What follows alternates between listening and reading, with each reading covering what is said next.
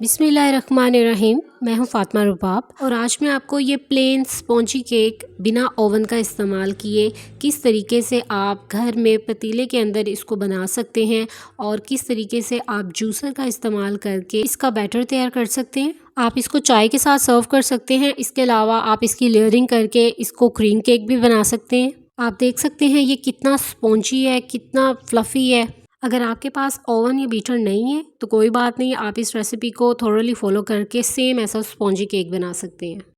Sponge cake बनाना start करते हैं। सबसे पहले हमें चाहिए ब्लेंडर और उसमें हम डालेंगे हाफ कप दूध। और दूध आपने पैकेट का लेना है, इन शॉर्ट खुला डेयरी का दूध नहीं लेना, यानी डब्बे वाला दूध लेना है। और दूध ठंडा या गर्म ना हो, रूम टेम्परेचर। उसके बाद हम दूध में 1 कप पिसी हुई चीनी ऐड करेंगे। आप चाहें तो चीनी को इस पॉइंट पर ऐसे भी डाल सकते हैं। 1 मिनट के लिए ब्लेंड करें, चीनी दूध के अंदर अच्छे से हल हो जाएगी। चीनी डालने के बाद हम इसको 30 सेकंड्स के लिए ब्लेंड करेंगे। चीनी क्योंकि पाउडर फॉर्म में थी, फ़ौरन मिक्स हो जाएगी। अब हम इसमें 3 लार्ज साइज के अंडे ऐड करेंगे। अंडों को डायरेक्ट ब्लेंडर में मत तोड़ें, इन केस कोई अंडा ख़राब निकल आया तो आपका बैटर पूरा स्मेली हो जाएगा और ख़राब हो जाएगा। इसके बाद हम इसमें 1 टेबलस्पून वनीला एसेंस ऐड करेंगे। वनीला एसेंस डालने की वजह से बहुत अच्छी खुशबू आएगी। और अब हम इसको ब्लेंड कर देंगे। 2 से 3 मिनट आपने इसको ब्लेंड करना है ताकि अंडे अच्छे से मिक्स हो जाएं। इस तरह बहुत आसानी से आप एक स्पॉन्जी केक बना सकते हैं, बिल्कुल भी एफर्ट नहीं लगती। 2 मिनट के बाद अब हम इसमें ऐड करेंगे 3/4 कप ऑयल, यानी 1 कप के 4 हिस्सों में से 3 हिस्से आपने इसमें डालने हैं। Very simple. अच्छा, ऑयल की जगह आप घी, बटर या मक्खन का भी इस्तेमाल कर सकते हैं, बट मैं आपको यही रेकमेंड करूँगी कि आप ऑयल का ही इस्तेमाल करें, क्योंकि घी या बटर से बना हुआ केक हार्ड हो जाता है, बट ऑयल से कभी भी हार्ड नहीं होता। इवन आप फ्रिज में भी रख देंगे तो ये कभी भी हार्ड नहीं होगा। अगर आप इसकी लेयरिंग करके इसमें क्रीम लगाएंगे तो डेफिनेटली आप इसको बाहर नहीं रख सकते, आपको फ्रिज में ही रखना पड़ेगा और उससे ये हार्ड हो जाएगा। इसलिए घी या बटर की जगह ऑयल का ही इस्तेमाल करें। और यहाँ पे हमारा बैटर रेडी हो गया था। इसको हम एक बाउल में निकाल लेंगे और बैटर आपने किसी भी बड़े बर्तन या बाउल में डालना है ताकि इजीली आप मिक्सिंग कर सकें। अब हमें चाहिए एक छन्नी और उसमें हम 1.5 कप मैदा डाल देंगे। सबसे पहले हम इसमें 1 कप मैदा डालेंगे और मैदे को हमेशा छान के डालना है ताकि इसके अंदर किसी भी किस्म का कोई लम्स ना बने, कोई गुठली ना बने। अगर आपके पास इस तरह की छन्नी नहीं है तो आप जिससे आटा छानते हैं वो वाली छन्नी ले लें, उसमें छान लें, लेकिन आपने छानना ज़रूर है। इसके बगैर आपने मैदे को डायरेक्ट शामिल नहीं करना। अब हम इसको मिक्स करेंगे। इस तरीके से 2 पोर्शन में मैदा डालने से इसके अंदर गुठलियाँ नहीं बनेंगी और बहुत अच्छे से इसका बैटर तैयार हो जाएगा। इसको हमने मिक्स करना है। जैसे ही ये मिक्स होगा, अब जो बाकी का हाफ कप मैदा रह गया है वो डालेंगे और 2 टीस्पून हम इसमें डालेंगे बेकिंग पाउडर के। बेकिंग सोडा आपने बिल्कुल भी नहीं डालना, वो केक को कड़वा कर देता है। बेकिंग पाउडर ही आपने डालना है।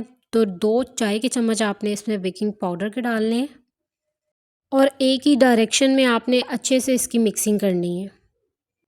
2 से 3 मिनट आपने बिल्कुल लाइट हाथों से इसको मिक्स करते रहना है जब तक इसका एक स्मूथ सा बैटर ना तैयार हो जाए। इस पॉइंट पर आपने बहुत ख्याल रखना है बैटर में किसी भी किस्म का कोई लम्स यानी गुठली ना रहे, अदरवाइज़ आपका फिर केक अच्छा नहीं बनेगा। और आप ये देख सकते हैं बैटर कितने अच्छे से तैयार हो गया है। और अब बारी आती है इसको बेक करने की। बेक करने के लिए सबसे पहले चाहिए मोल्ड और इसको चारों तरफ से ऑयल के साथ ग्रीस कर लेंगे। जितना बैटर हमने रेडी किया है उस लिहाज से मोल्ड हमारा 9 इंच का होना चाहिए, इससे छोटा नहीं होना चाहिए। 9 इंच से बड़ा होना चाहिए या 9 इंच का होना चाहिए। अगर आपके पास ये मोल्ड नहीं है तो आप कोई भी घर में बर्तन ले लें जो इस साइज़ का है, और इवन आप जिसमें बर्फ़ को जमाते हैं वो वाला बर्तन भी इस्तेमाल कर सकते हैं। मोल्ड को अच्छे तरीके से चारों तरफ से ग्रीस करने के बाद अब इसमें बटर पेपर लगा देंगे और बटर पेपर को भी ऊपर से ऑयल के साथ ग्रीस कर देंगे। अगर आपके पास बटर पेपर नहीं है तो आप मोल्ड को ऑयल के साथ ग्रीस करें और उसके बाद मैदे को डस्ट कर दें।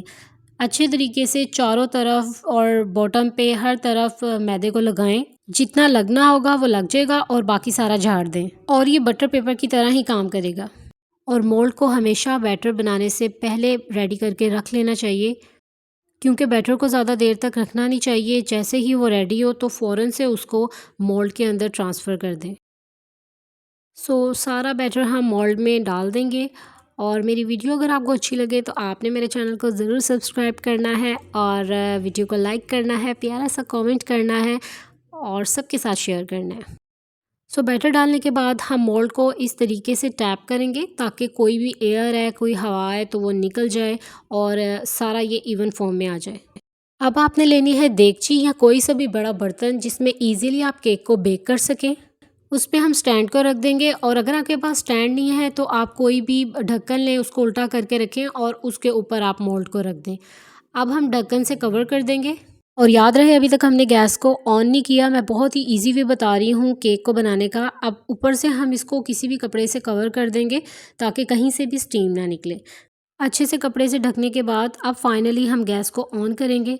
2 से 3 मिनट आपने इसको मीडियम फ्लेम पर पकाना है। उसके बाद आपने फ्लेम को बिल्कुल लो कर देना है, यानी जब आप चावलों को दम देते हैं उस पॉइंट पर जो आग होती है उससे थोड़ी सी ज़्यादा आपने कर लेनी है और इसको आपने 40 से 45 मिनट के लिए बेक होने अगर देना आप है। ओवन में बना रहे हैं तो पहले 5 मिनट के लिए इसको 180 सेल्सियस पे प्रीहीट कर लें। और उसके बाद 180 सेल्सियस पर ही 25 से 30 मिनट के लिए आपने इसको बेक कर लेना है।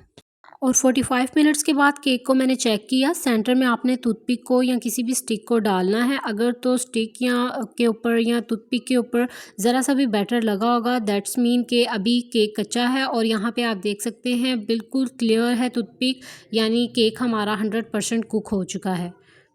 अब हम केक को बहुत एहतियात के साथ निकाल लेंगे क्योंकि ये बहुत गर्म है। केक को आप ठंडा होने दें, फिर आप इसको प्लेट में या किसी भी डिश में जिसमें आप निकालना चाहते हैं निकालिएगा। और नाइफ़ की मदद से मैं इसको सेपरेट कर रही हूँ साइडों से, क्योंकि बटर पेपर को हमने सिर्फ बॉटम पे लगाया था और साइड्स पे नहीं लगाया था। केक अभी बहुत ज़्यादा गर्म है बट फिर भी बहुत आसानी के साथ ये साइड से अलहदा हो रहा है। अब मैं इसको एक प्लेट में निकालती हूँ और आपको दिखाती हूँ कि इसके बैक पे कितना अच्छा कलर आया और कितना मज़े का ये बना है। बटर पेपर की वजह से बहुत ही इजीली ये निकल जाएगा। और ये आप देख सकते हैं माशाल्लाह कितना मज़े का और कितना खूबसूरत कलर आया है। बटर पेपर को हम आराम से उतार लेंगे क्योंकि केक अभी बहुत गर्म है। आप देख सकते हैं इसका कलर कितना प्यारा लग रहा है और ये तभी होता है जब आप इसको बिल्कुल लो फ्लेम पर बेक करते हैं। जब आप केक को हाई फ्लेम पर या मीडियम फ्लेम पर पकाते हैं तो ये बहुत ज़्यादा ब्राउन हो जाता है, बल्कि इनफैक्ट जल जाता है। सो अगर आपको भी इसी तरह का खूबसूरत कलर चाहिए और 100% कुक चाहिए तो हमेशा बिल्कुल लो फ्लेम पर आज जिस तरीके से आपको बताया गया वैसे आप बनाएंगे तो आपका भी केक इसी तरीके से अच्छा बनेगा और स्पॉन्जी बनेगा। और ये आप देख सकते हैं किस कदर सॉफ्ट है, आपको कटिंग से ही अंदाज़ा हो रहा होगा कितना स्पॉन्जी केक है ये। जब आप अपने केक को प्रेस करेंगे तो वो दोबारा से फ्लफ़ी हो जाए, यानी उसका स्पॉन्ज ख़राब ना हो, तो दैट्स मीन 100% कुक है और बहुत अच्छा बना हुआ है। सो आप चाहते हैं कि इतना अच्छा केक अगर आप भी बनाएं तो स्टेप बाय स्टेप तमाम रेसिपी को फॉलो करें। और मेरी रेसिपी अच्छी लगी तो वीडियो को लाइक करें, मेरे चैनल को सब्सक्राइब करें और प्यारा सा कमेंट करें, सबके साथ शेयर करें। अल्लाह हाफिज़।